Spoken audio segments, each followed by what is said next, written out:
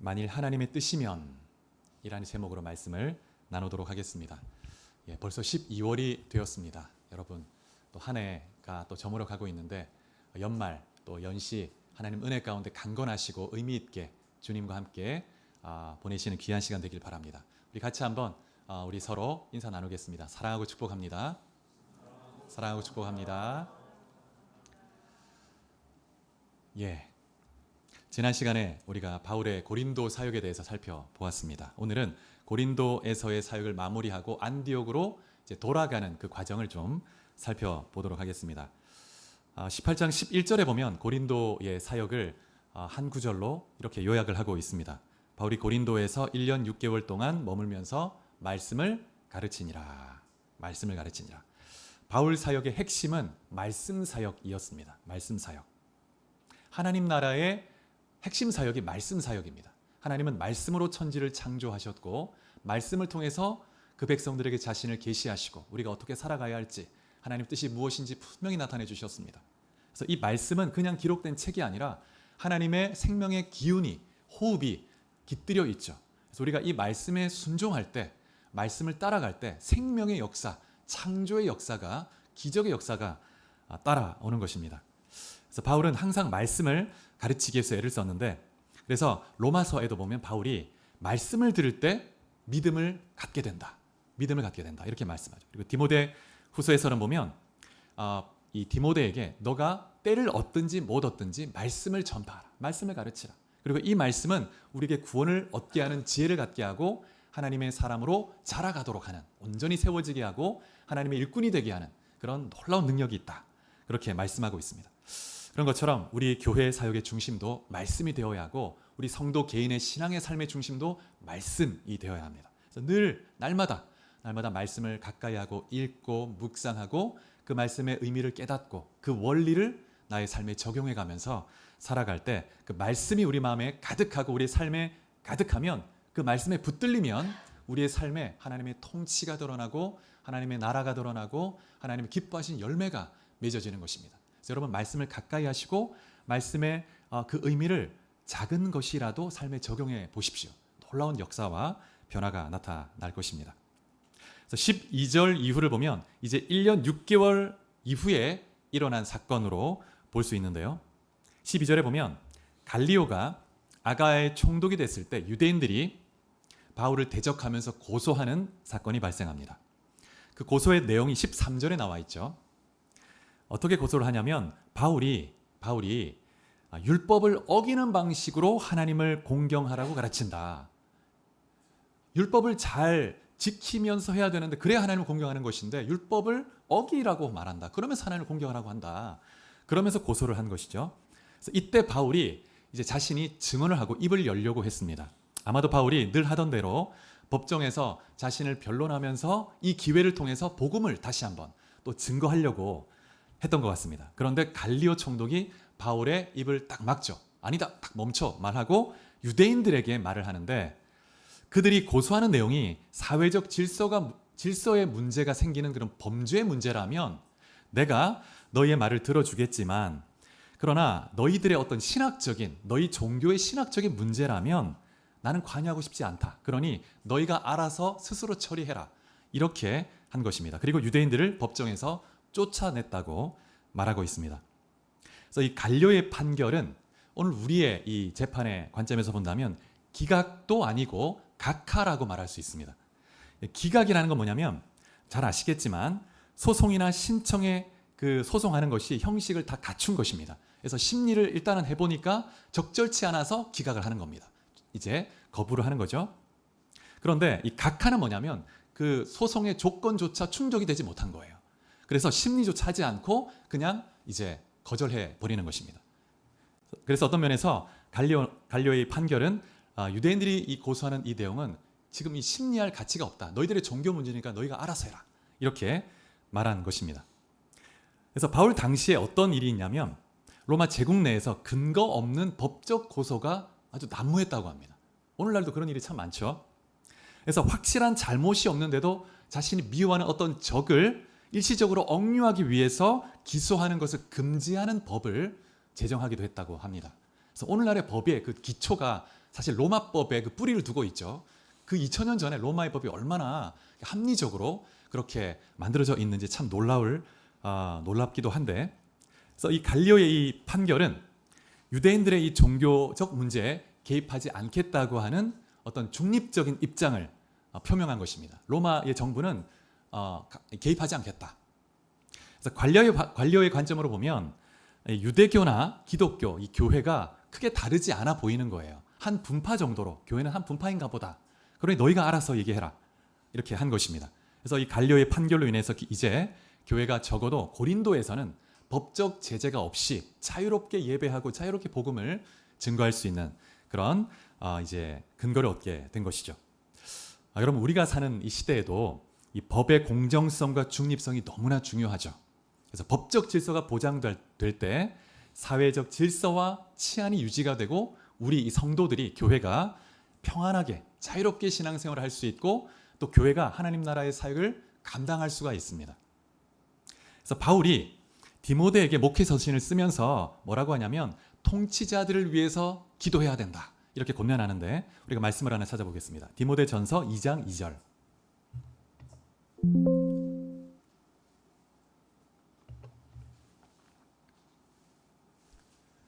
자, 이 스크린도 한번 보시고요. 같이 한번 읽어보겠습니다. 시작. 임금들과 높은 지위에 있는 모든 사람을 위하여 하라.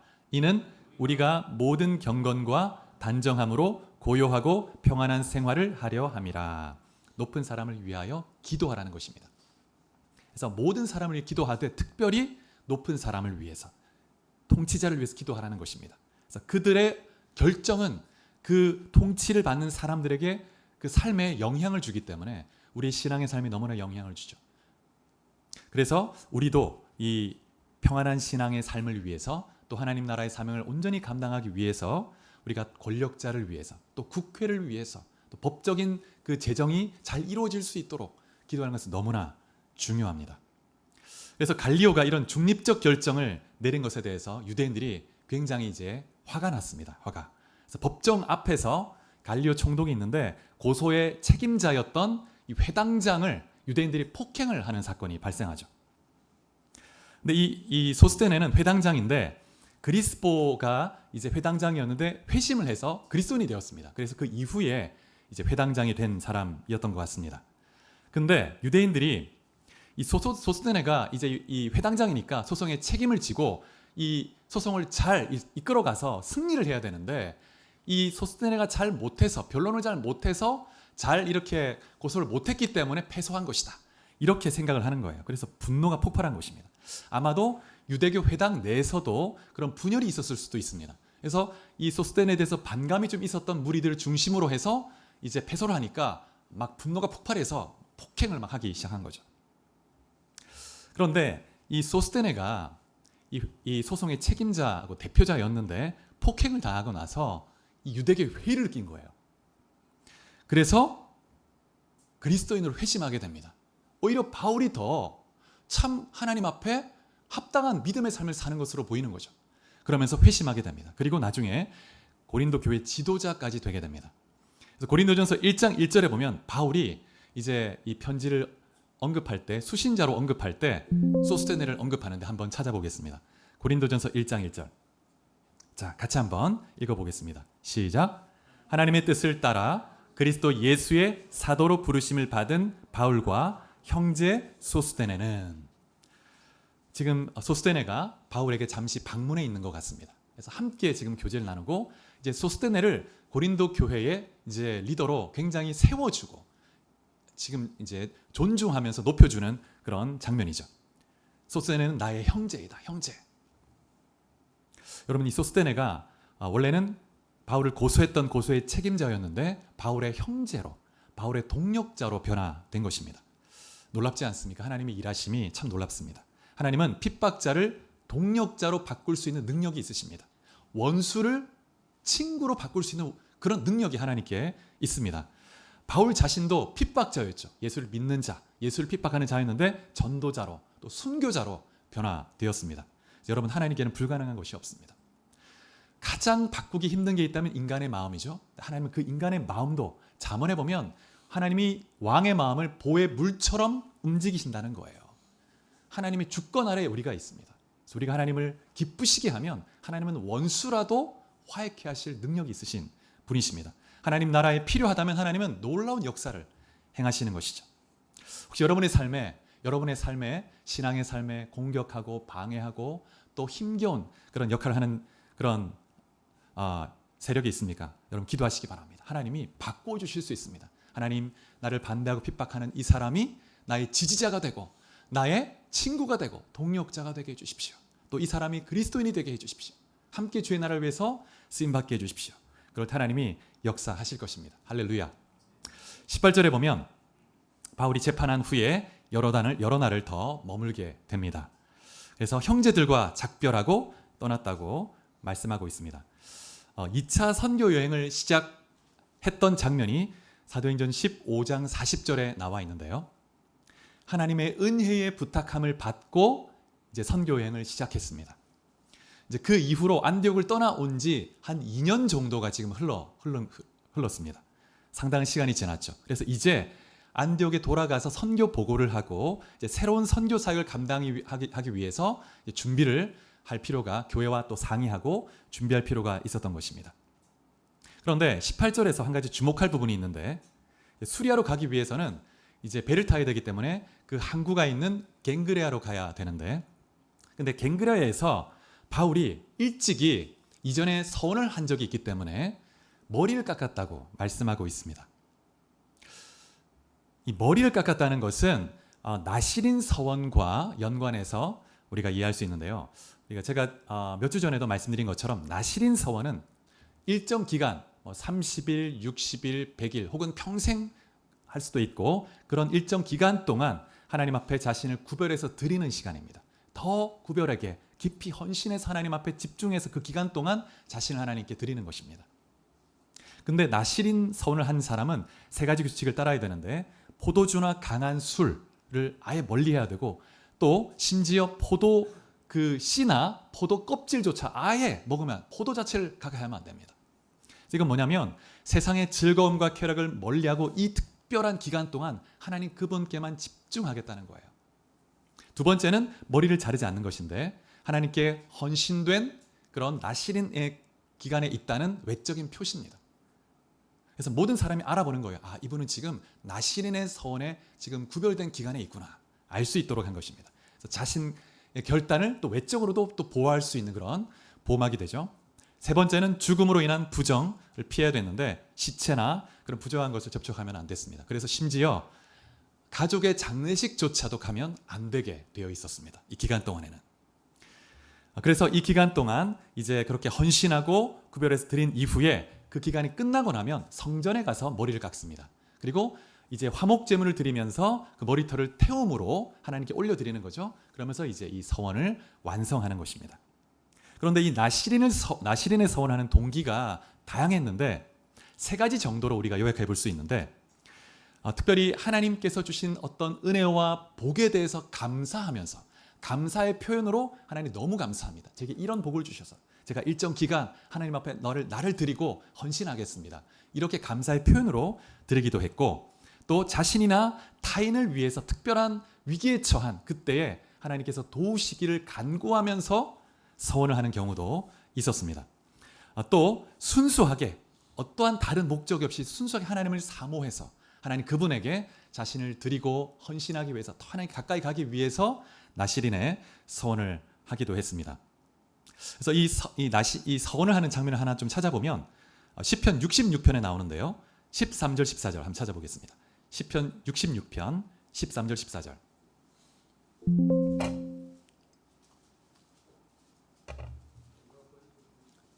자, 같이 한번 읽어보겠습니다. 시작. 내가 번제물을 가지고 주의 집에 들어가서 나의 서원을 주께 갚으리니 이는 내 입술이 낸 것이요 내 환난 때에 내 입이 말한 것이니이다. 이 시편 저자가 정말 환난 가운데 하나님께 서원을 했습니다. 하나님, 내 힘과 지혜로는 이 위기를 헤쳐나갈 수 없습니다. 그래 하나님, 나에게 도움을 주시고 이 위기를 헤쳐나가게 도와주옵소서. 하나님, 그리하시면 제가 정말 이 기간 동안 하나님께 온전히 나를 드리면서 또 성전에서 이 서원을 갚겠습니다. 근데 하나님께서 이제 이 시인의 그 서원을 받으신 것이죠. 그래서 바울도 고린도에 처음 왔을 때 아마도 그 연약함 중에 있을 때 하나님께 정확한 시점을 알 수 없지만 서원을 했던 것으로 보입니다.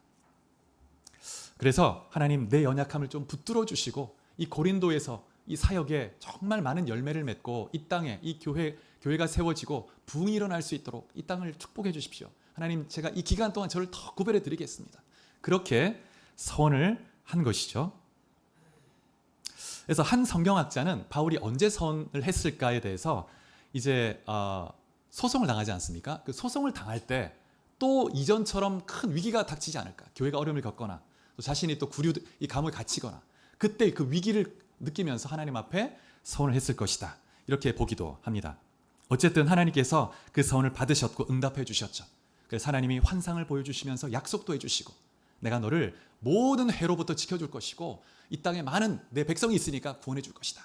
그런 약속도 주시고 하나님이 고린도에서의 사역을 정말 안전하게 은혜 가운데 잘 마칠 수 있도록 해주셨습니다. 교회도 잘 세워지게 하시고 그래서 이제 고린도를 떠나면서 갱그라에서 배를 타기 전에 이제 머리를 깎음으로 이제 서원을 이제 마무리하는 것입니다. 사실 근데 민수기 6장에 나오는 나시린의 서원의 근거에 본다면 머리를 깎는 것은 성전에 가서 해야 되는 것이죠. 그래서 이 민수기 6장에 나오는 그 규례와는 정확히 일치하진 않습니다. 그런데 유대인들 사이에서는 이제 다른 곳에서 머리를 깎는 것이 일부 허용되기도 했다는 그런 기록들이 있죠. 하지만 다른 곳에서 깎아도 머리를 불태우는 것은 성전에 가서 하려고 했습니다. 절기 때 가서 하거나 이렇게 예루살렘을 방문하는 것이 쉽지 않기 때문에 그렇게 한 것이죠. 그래서 바울이 머리털을 가지고 뭐 이렇게 예루살렘으로 가져갔을 수도 있습니다. 근데 아마도 바울이 이렇게 갱그레아에서 굳이 머리를 깎은 것은 그 지역에 있는 유대인들을 좀 의식한 것으로 보이는데 유대인들에게 자신이 유대인의 율법을 무시하는 것이 아니라 존중한다는 것을 보여줌으로 이 복음의 걸림돌이 되지 않게 하기 위해서 그래서 그렇게 했던 것 같습니다. 그래서 나중에 바울이 안디옥으로 돌아가는데 먼저 예루살렘 교회를 방문하죠. 22절에 보시면 가이사랴에 상륙하여 교회의 안부를 물었다 말하고 있습니다. 그리고 나서 안디옥으로 돌아가는데 이 교회가 바로 영어 성경에 보면 더 처치라고 되어 있습니다. 예루살렘 교회를 더 처치라고 이렇게 표현하면서 모든 사람이 다 아는 교회인 거예요. 예루살렘 교회. 그래서 교회 방문했는데 이때 이제 서원을 완수하는 거죠. 그런데 바울이 성전에 가서 희생 제사를 하지는 않았을 것입니다. 왜냐하면 예수 그리스도 안에서 제사법이 이미 완성되었죠. 그래서 더 이상의 희생 제사는 의미가 없습니다. 그래서 바울은 지금 예루살렘에 간 것은 돌 성전이 아니라 예수님이 새로 지으신 성전, 교회 예루살렘 교회를 방문함으로 그 서원을 완성하고자 했던 것이죠. 어쨌든 중요한 것은 여러분 바울의 그 삶에는 항상 감사와 결단의 삶이 있었다는 것이죠. 늘 하나님 앞에 구별됨으로 자신을 드리기를 애썼고 또 서원하고 나시린으로 자신을 드리기도 하고 여러분 바울이 1차 선교행을 할 때는 이름을 바꿨습니다. 이름을 사울이었는데 바울로 바꾸죠. 이 사울은 히브리식 이름인데 바울은 라틴식 이름입니다. 라틴어입니다. 로마 제국 내에서 이제 이방인들을 만나야 되기 때문에 그들에게 익숙한 그런 표현, 그런 이름으로 이름을 지은 거죠. 근데 사울은 어떤 뜻이 있냐면 히브리어인데 간청에서 얻은 자이다 이런 뜻이 있습니다. 그래서 하나님의 선택받은 유대인의 어떤 강한 정체성을 드러내는 그런 의미를 갖고 있습니다. 근데 바울이라는 이름은 비슷해 보이지만 이게 전혀 다른 뜻입니다. 바울은 작은 자, 겸손한 자라는 뜻이 있죠. 그래서 라틴어로 이방인에게 익숙한 그런 이름으로 바꾸면서 굳이 겸손한 자, 작은 자라고 이름을 지었던 것은 바울이 이제 이방인의 사역을 할 때 어떤 마음으로 할지에 대한 그 결단과 마음을 보여주는 것입니다. 그리고 2차 선교 여행 때는 나시린의 서원을 통해서 하나님 앞에 다시 한번 결단하고 구별되게 자신을 드리는 것을 볼 수가 있습니다. 그래서 바울은 하나님 앞에서 끊임없이 자신을 구별해서 드리고 헌신하고 결단하고 하나님 앞에 나아갔던 것을 볼 수가 있습니다. 여러분 오늘 이 말씀을 들으면서 혹시 여러분 안에 감동이 있다면 며칠이라도 또 일정 기간 주님 앞에 특별히 하나님 이 기간 동안에는 제가 이 시간 기도하는 시간을 특별히 더 가지겠습니다. 뭐 이렇게 한다든지 하나님 제가 이 기간 동안 특별히 제가 스마트폰을 또 좀 구별되게 스마트폰 미디어 금식을 하겠습니다. 이렇게 한다든지 하나님 앞에 여러분의 어떤 구별된 헌신의 마음을 표현해 보시기 바랍니다. 하나님이 기쁘게 받으실 것입니다. 이런 것이 필요한 것은 우리가 살아가는 이 세상이 너무나 악하고 또 우리 안에 육신의 자가 있어서 끊임없이 우리는 연약함 가운데 넘어질 수 있거든요. 그래서 우리가 더 믿음 안에 서기 위해서 때로 이런 구별된 헌신의 시간들이 필요한 것입니다. 자, 18절에 보니까 바울이 고린도를 떠날 때 누구와 함께 동행합니까? 브리스길라와 아볼라 부부가 함께 동행합니다. 여러분, 이 부부가 로마에서 추방돼 나와가지고 고린도에 이제 겨우 자리를 잡았을 거예요. 지금 이제 바울이 머문 기간이 1년 6개월이고 그 다음에 브리스길라 부부도 아굴라 부부도 온 지가 얼마 안 됐기 때문에 2년 정도밖에 안 됐을 거예요. 그런데 지금 선뜻 바울을 따라서 그 하나님 나라의 사명을 위해서 따라 나선 겁니다. 근데 지금 당시에 뭐 포장 이사가 있는 것도 아니고 이사를 한다는 것이 쉽지가 않죠. 뭐 짐을 정리하고 또 다른 도시로 배를 타고 가야 되는데, 근데 선뜻 나서는 거 쉽지 않습니다. 그런데 여러분, 이 아굴라 부부는 세상 가치를 따라 사는 사람들이 아니고 사명을 따라 사는 사람이죠. 그래서 하나님 나라의 복음을 위해서 헌신하는 이 바울 사역에 우리가 동참해야 되겠다. 기꺼이 헌신해서 같이 이동해 가는 거예요. 여러분, 하나님 나라의 사역을 위해서 동참하는 이 부부와 같이 여러분 삶 속에 정말 어떤 가치를 따라 결정하고 움직일 것인가, 하나님 나라를 위해서 여러분 움직이는 살아가는 여러분 될 수 있길 축복합니다. 통계를 보니까 보통 이사를 할 때 어떤 이유로 이사를 할까요? 학군을 위해, 좋은 학군을 찾기 위해서, 자녀를 위해서 이사를 하는 거죠. 또는 직장 때문에, 가까운 직장, 또는 이제 투자 가치를 보고 이제 이사를 한다는 거죠. 뭐 이런 것도 우리가 무시할 수 없는 뭐 이렇게 요건일 수 있습니다. 그런데 하나님 나라를 위해서 여러분 이사해 보셨습니까?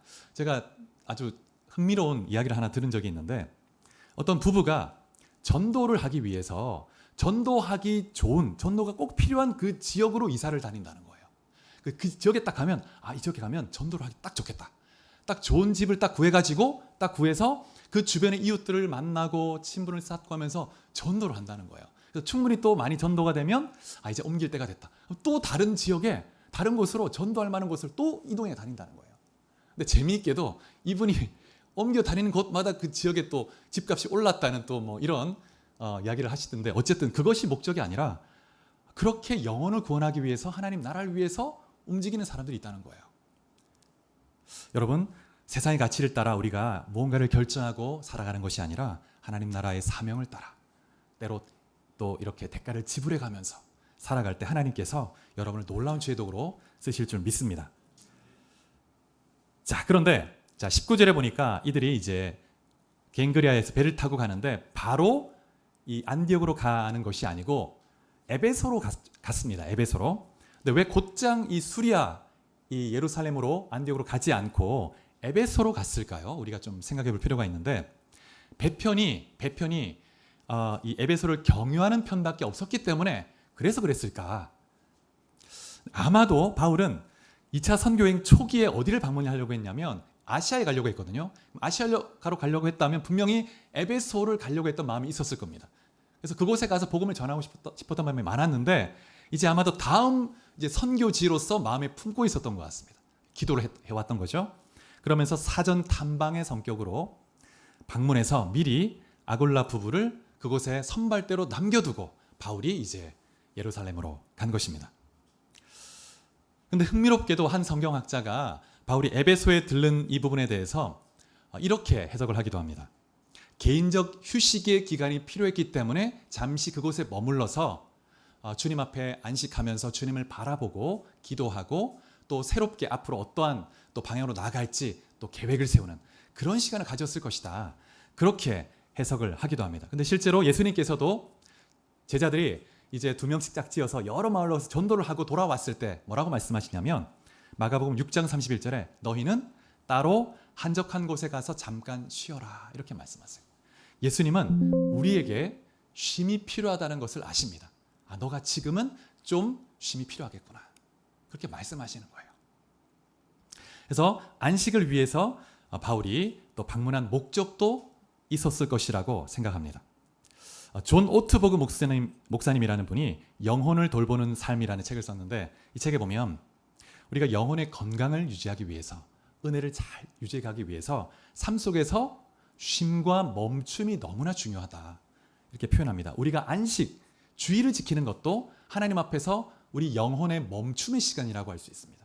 우리 일상의 삶의 흐름을 정지하고 하나님을 바라보고 집중하고 내가 누구인가, 하나님 나에게 어떤 은혜를 베푸셨는지, 그리고 다시 한번 내 삶의 어떤 목적과 초점을 다시 재조정하고 그리고 또 세상으로 나아가는 거죠.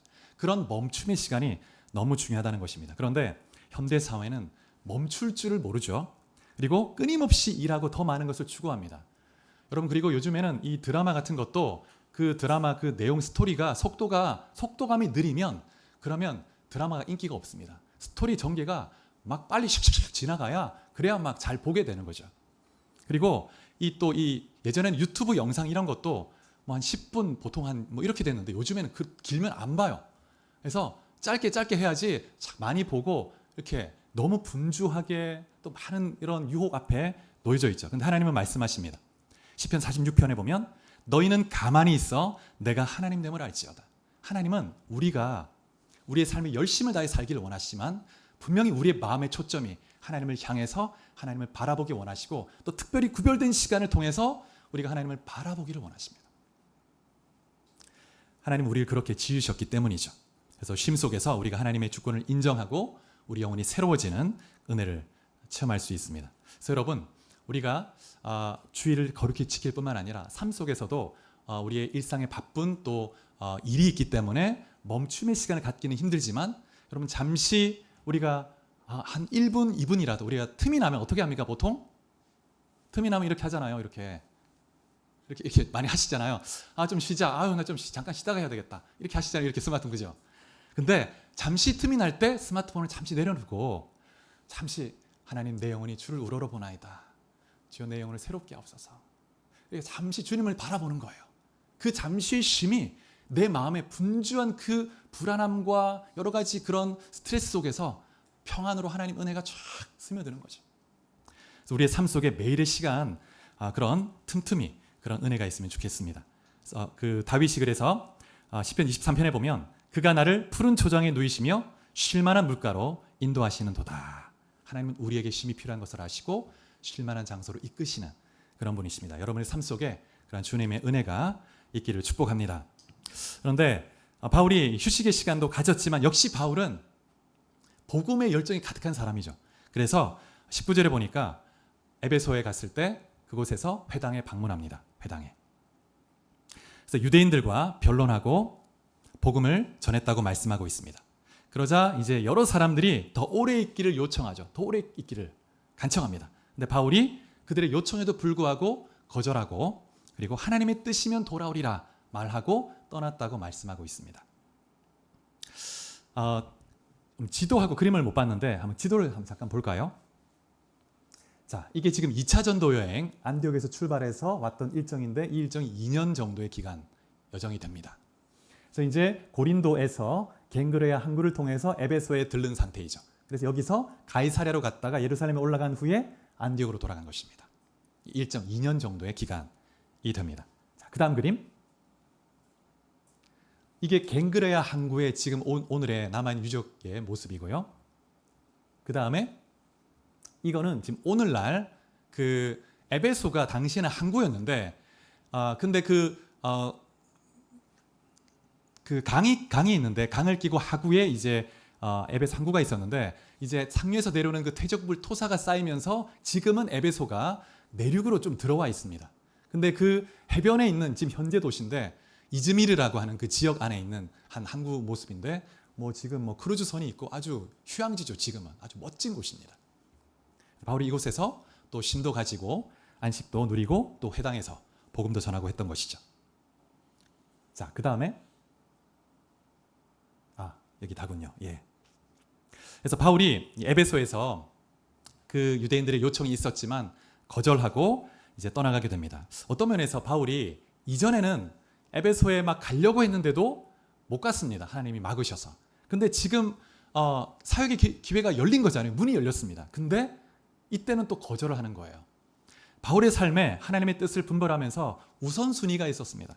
근데 이때는 예루살렘에 방문해 가는 것이 더 중요하다고 보았는데 왜 빨리 예루살렘으로 가려고 했을까 우리가 좀 질문해 볼 필요가 있는데 몇 가지 이유가 있습니다.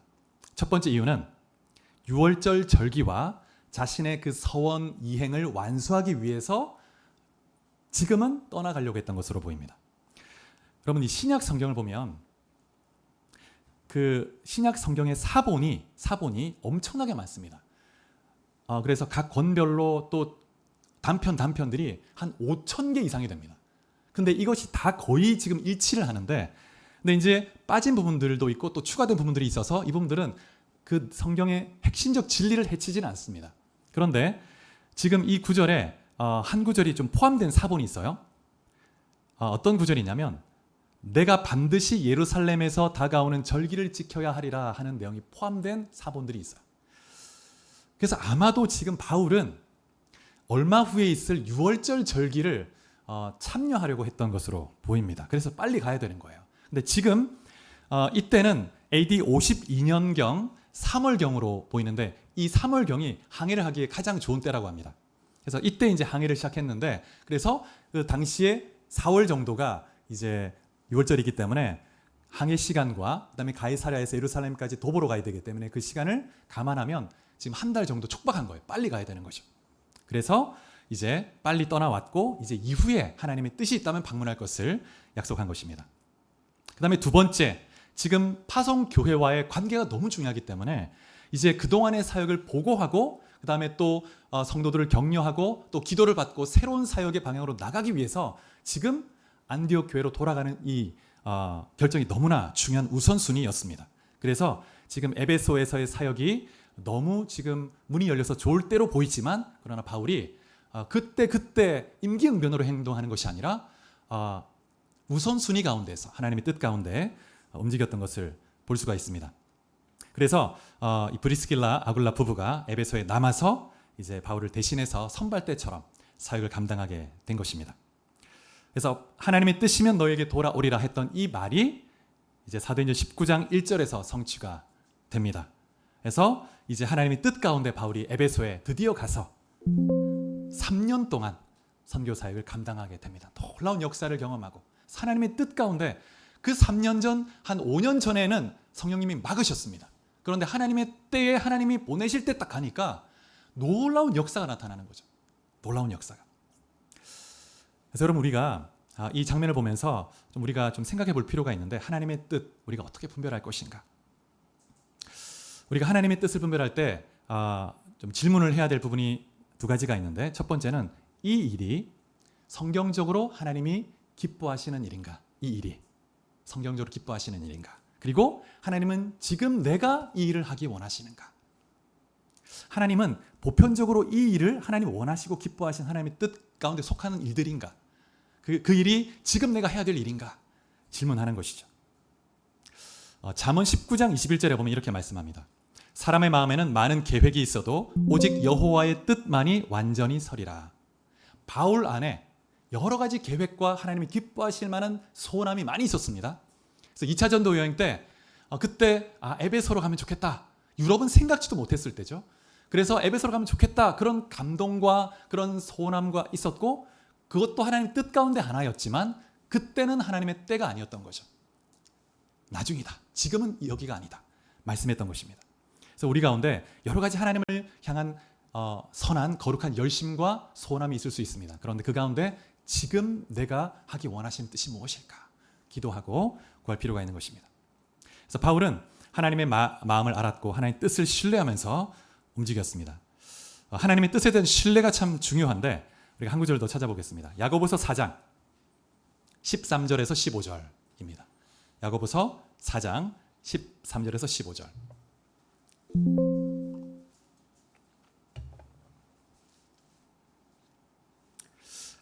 자, 같이 한번 13절에서 15절까지 봉독해 보겠습니다. 시작. 들으라, 너희 중에 말하기를 오늘이나 내일이나 우리가 어떤 도시에 가서 거기서 1년을 머물며 장사하여 이득을 보리라 하는 자들아, 내일 일을 너희가 알지 못하는도다. 너희 생명이 무엇이냐? 너희는 잠깐 보이다가 없어지는 안개니라. 너희가 도리어 말하기를 주의 뜻이면 우리가 살기도 하고 이것이나 저것을 하리라 할 것이거늘. 이 말씀을 통해서 우리가 하나님의 뜻을 찾고 따르는 삶, 그 가운데 하나님의 주권을 인정하는 것이 너무 중요합니다. 내가 아무리 좋은 계획을 세우고 이는 하나님 너무나 기뻐하실 만한 일이다 라고 생각해도 그때는 하나님이 그 일을 원치 않을 수 있는 거죠. 주님의 뜻이면 일을 하리라. 바울도 주님의 뜻이면 제가 이곳에 다시 오겠지요. 하나님이 그러면 우리를 또 만나게 하시고 주의 나라를 위해서 일하게 하실 것입니다. 하나님의 주권을 인정하면서 그러나 그 당장에는 우선순위에 따라 교회를 방문하는 일을 더 중요하게 판단을 했습니다. 그래서 여러분, 우리가 하나님 뜻 가운데 살아가기 위해서 에베소서에도 보면 너희가 주의 뜻이 무엇인지 이해하라 이렇게 말씀을 하기도 합니다. 그래서 늘 주님의 뜻 가운데 걸어가는 여러분들 되시길 축복합니다. 마지막으로 이 제럴드 시처라는 분이 있는데 이분이 쓴 책 중에 하나님의 뜻이라는 책이 있습니다. 나온 지 그래도 제법 되었는데 아주 인기가 있는 책이었죠. 많은 분들이 읽고 은혜를 받았던 책인데 하나님의 뜻을 어떻게 분별할 수 있는지에 대한 내용을 좀 짧게 나누고 말씀을 마무리하도록 하겠습니다. 하나님의 뜻에 대해서 이분은 이렇게 얘기합니다. 첫 번째, 현재의 순종에 집중해라. 현재의 순종에. 우리가 종종 미래에 대해서 하나님의 뜻을 알고자 그렇게 애를 쓰지만 지금 당장 이 현재 하나님 나에게 원하시는 그 뜻이 있다는 거예요. 그 현재 삶 속에 내게 주어진 그 뜻에 순종하는 것부터 시작해라. 매일의 작은 결정과 행동에서 하나님 뜻을 순종해 나가기 시작할 때 하나님이 인도해 가신다는 것입니다. 두 번째, 일상 속에서 하나님의 뜻을 발견해라. 여러분, 하나님의 뜻은 거창한 어떤 특별한 사역이나 거창한 이런 곳에만 있는 것이 아니라 우리의 평범한 일상 속에 하나님의 뜻이 널려 있습니다. 그래서 우리 일상 속에서 우리는 정말 순간순간 작은 일에도 순종해 가면서 주님의 뜻을 행해 갈 때 하나님이 인도해 가십니다. 우리 삶 속에서 신앙의 훈련을 받고 또 성품을 개발하고 또 가정을 세워가며 또 우리의 삶 속에 하나님 원하시는 직장에서 또 하나님의 방식대로, 세상의 방식이 아니라 하나님의 방식대로 그런 현재 삶 속에서 그 일상에서 하나님 뜻을 발견하기를 힘쓰고 순종해라. 그 다음에 세 번째는 작은 일에 충성해라. 작은 일에. 그래서 미래에 있을 어떤 중요한 일들을 우리가 늘 고민하고 염려하죠. 이 미래의 일을 위해서 우리가 어떻게 결정해야 되지? 그런데 미래 그 중요한 일은 현재 오늘 내가 내리는 작은 결정으로부터 이루어지는 것이거든요. 그래서 매일의 삶에서 작은 일에서부터 하나님 앞에 순종하며 나아갈 때 하나님이 놀랍게 나의 삶을 통한 뜻을 이루어 가십니다. 네 번째, 고난 속에서도 하나님의 뜻을 신뢰하라 이렇게 말합니다.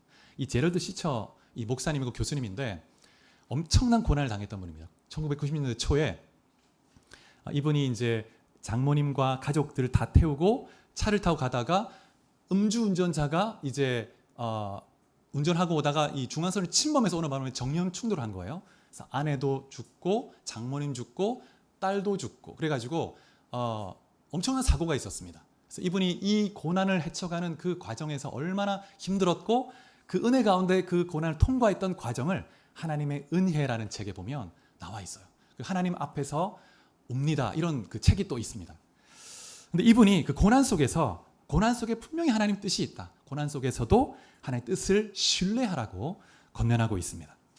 그래서 하나님의 주권을 인정하면서 고난 속에서도 힘겨운 그 상황 속에서도 하나님의 뜻을 신뢰하고 나아가면 놀라운 하나님의 역사를 이루신다는 거죠. 그 다음에 마지막 다섯 번째, 항상 하나님의 뜻을 생각할 때는 하나님과의 관계를 우선시해라. 하나님과의 관계.